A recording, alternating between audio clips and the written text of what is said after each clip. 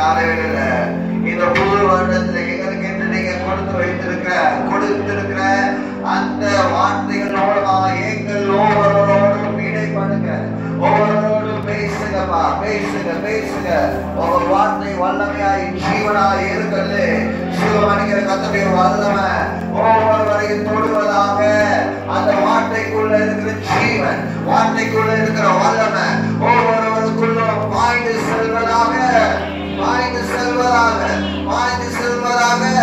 ஒவ்வொருவரையும் உயிர்ப்பிப்பதாக.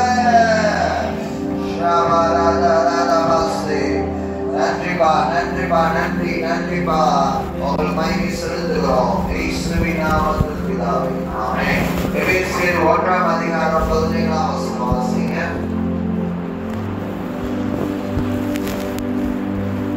நம்முடைய கர்த்தராகிய இயேசு கிறிஸ்துவின் தேவனும் மகிமையின் பிதாவுமானவர் நம்மை நீங்கள் அறிந்து கொள்வதற்கான ஞானத்தையும் தெளிவையும் அளிக்கிற ஆவியை உங்களுக்கு தந்தர வேண்டும் என்று.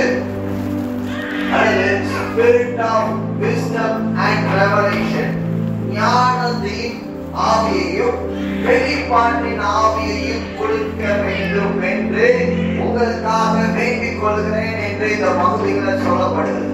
ரெவலேஷன், வெளிப்பாடு, வெளிப்படுத்தப்படுதல் என்பது யோவான் வெளிப்படுத்தல் 1ஆம் அதிகாரத்தில் சொல்லப்படுகிறது. ரெவலேஷன் ஆஃப் ஜீசஸ் கிரைஸ்ட், இயேசு கிறிஸ்துவை குறித்த வெளிப்பாடு என்று வேதம் சொல்கிறது. அதனுடைய கிரேக்க அர்த்தம் அப்போகலிப்சிஸ், APOKALYPSIS, அப்போகலிப்சிஸ் என்று அந்த வார்த்தை சொல்லப்படுகிறது. ஒரு காரியத்தை ஏற்கனவே இருக்கு, ஆனா அதை பார்க்க கூடாதபடி ஏதோ ஒரு திரை அந்த இடத்தில் மறைக்கப்பட்டிருக்கிறது. அந்த திரை விளக்கப்படும் போது அந்த காரியத்தை நாம் பார்க்க முடிகிறது. அந்த திரை விளக்கப்படும் போது இயேசு கிறிஸ்துவை குறித்த வெளிப்பாடை யோவான் பெற்றுக்கொண்டார்.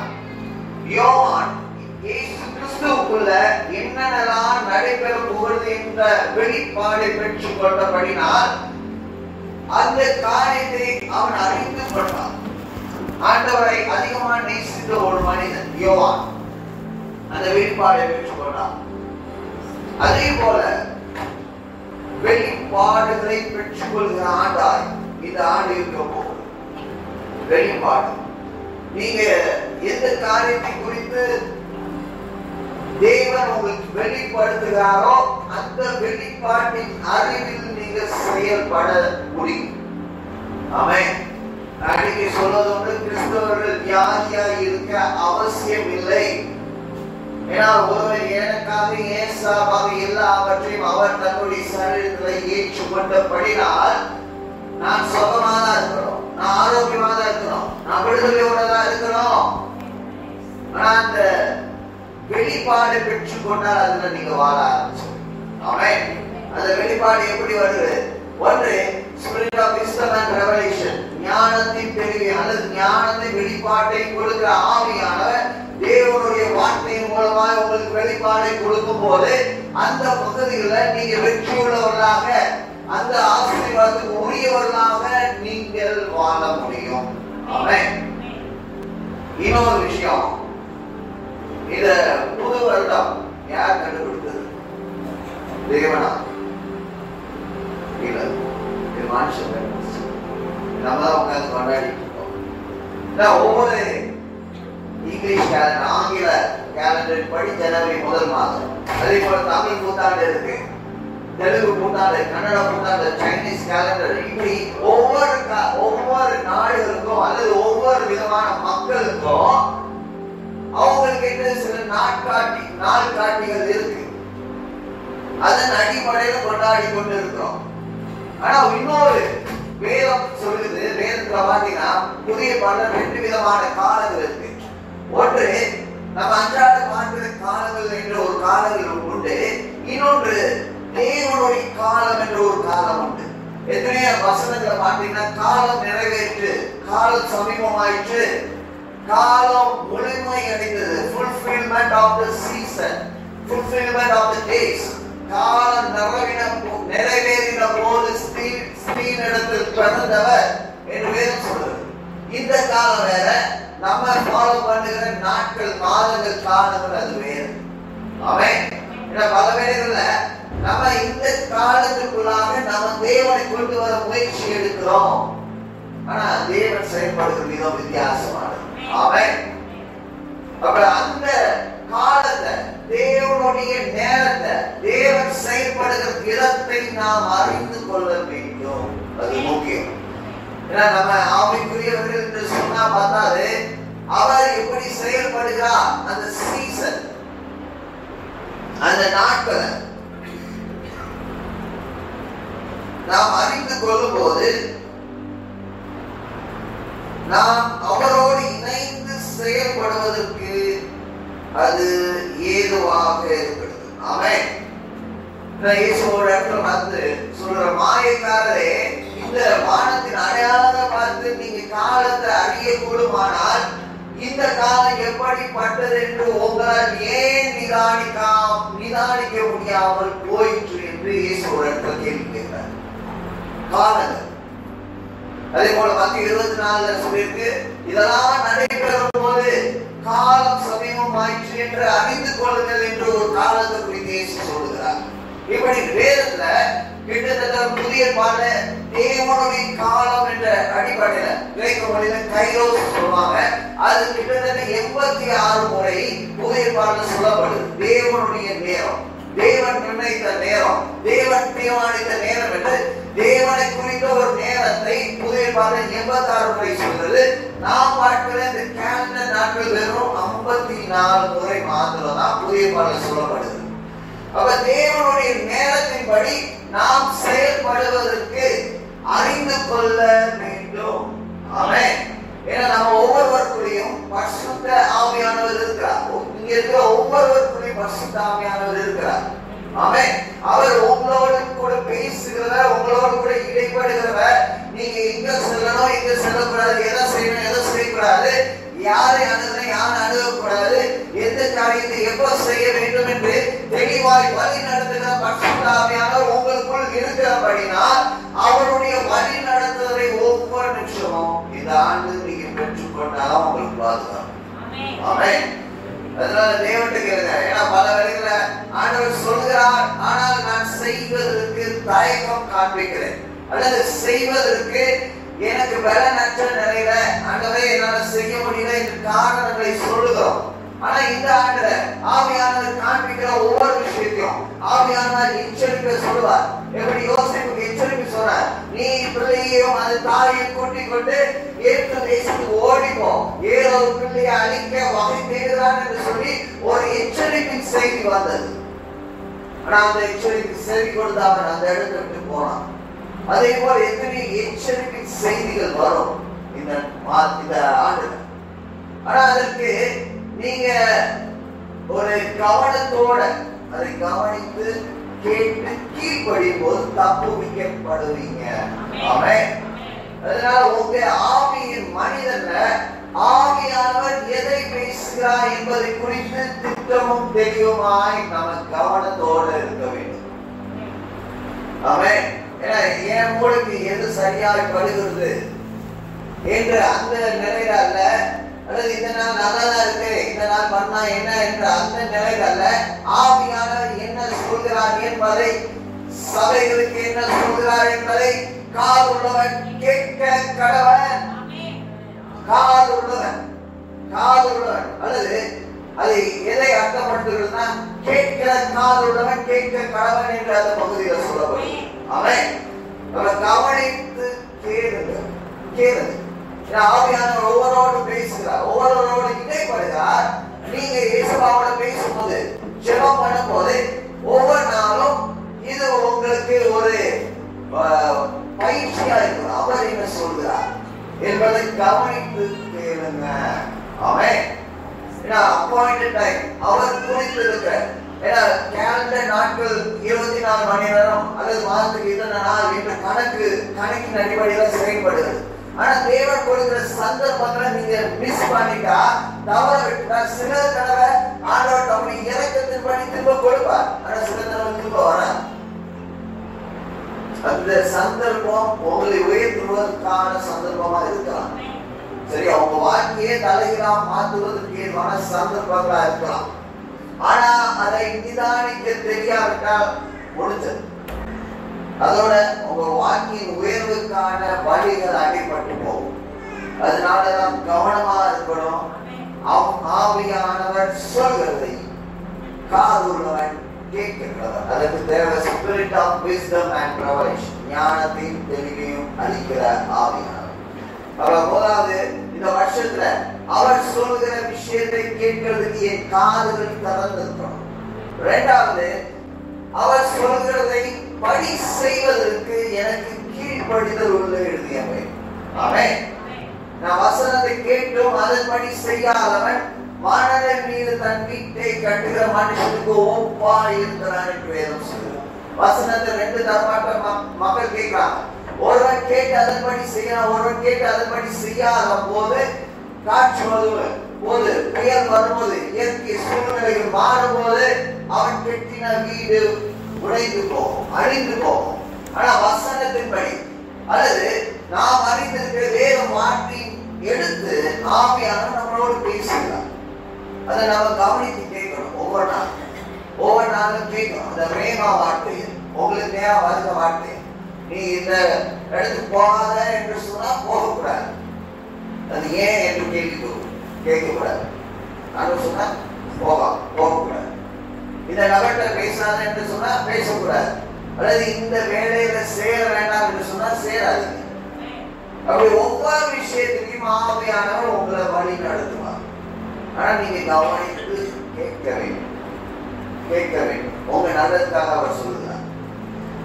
இரண்டாவது உங்க ஆவியானவர் சொல்றது தெளிவா கேட்கணும்.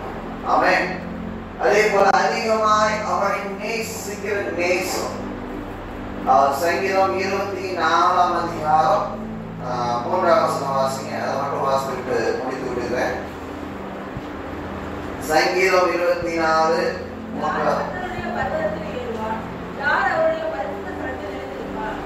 அடுத்த வசனம்.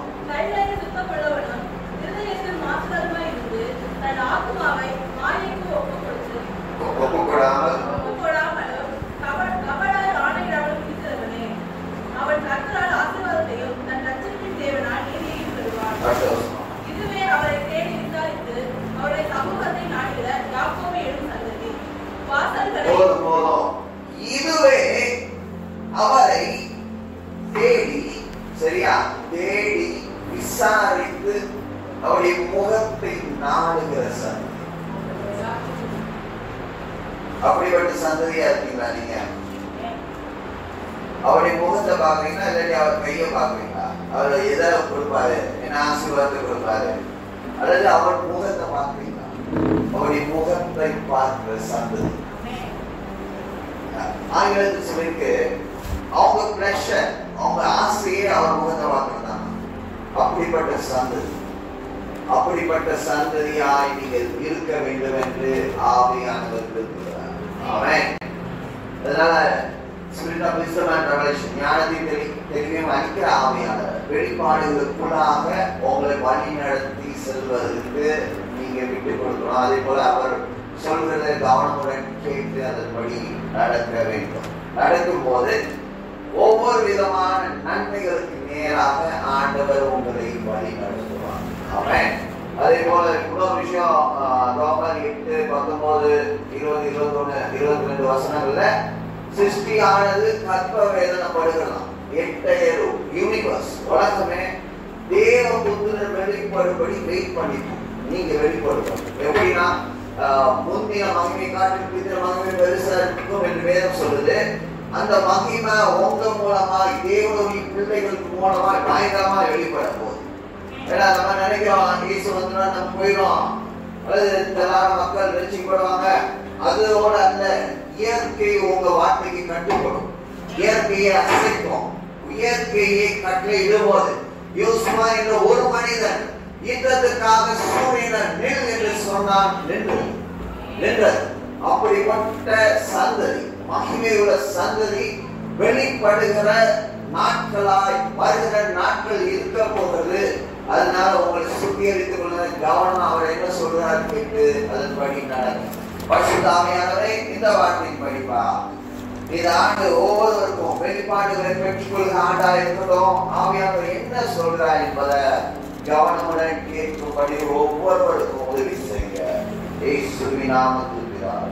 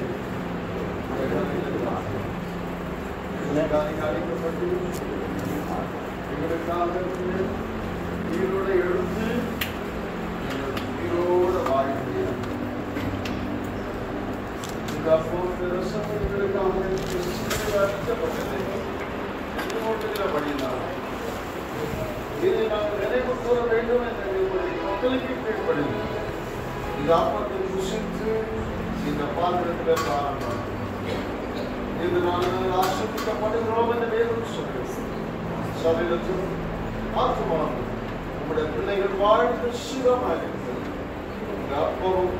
இந்த ரசமும் குமார் பரிசுத்தாவின் நாமத்தில் பாத்திரவான்களாய் நாங்கள் ஒவ்வொருவரும் இந்த ஆண்டு நடந்து கொள்ளும்படி எங்களுக்கு உதவி செய்ய அன்புக்கு பாத்திரவான்களாய் அவரிடத்தில் அன்பு கூறுகிறவர்களுக்கு சகலவன் நன்மைக்கு ஏதுவாய் நடைபெறும் என்ற ஆண்டின்படி நாங்கள் ஒவ்வொருவரும் ஒரு தீர்மானம் எடுக்கிறோம்ப்பா. இந்த ஆண்டு முழுவதும் இந்த ஆண்டு முடிகிற வரைக்கும் உங்களை நாங்கள் உறுதியாய் நேசிக்கிறோம். வாழ்வானாலும் தாழ்வானாலும் எல்லா நிலைகளிலும் எல்லா சூழ்நிலைகளிலும் நாங்கள் உங்களை நேசிக்கும்படி ஒரு தீர்மானம் எடுக்கிறோம். இந்த வேலை ஒரு தீர்மானம் எடுங்க. உதவி செய்யமா என்ன வந்தாலும் எந்த சூழ்நிலையிலும் இந்த ஆண்டு முழுவதும் நாங்கள் உங்களை நேசிப்போம்.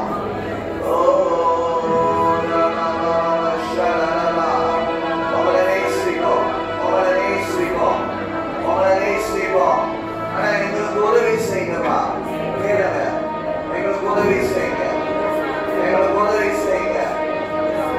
அன்றைக்கு பேதுருவை பார்த்து நீ என்ன நேசிக்கிறாயா என்று 3 தடவை கேட்டீங்கப்பா.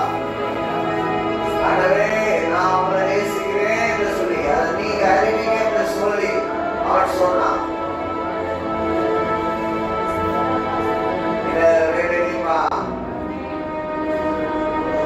எங்க வாழ்க்கையை முழுவதுமாய் ஒப்பு கொடுக்கிறோம்.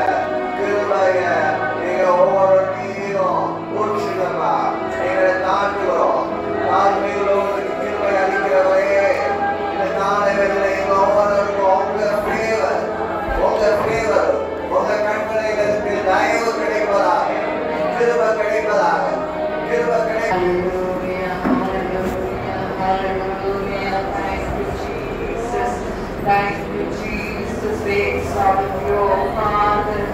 Oh, we greet you.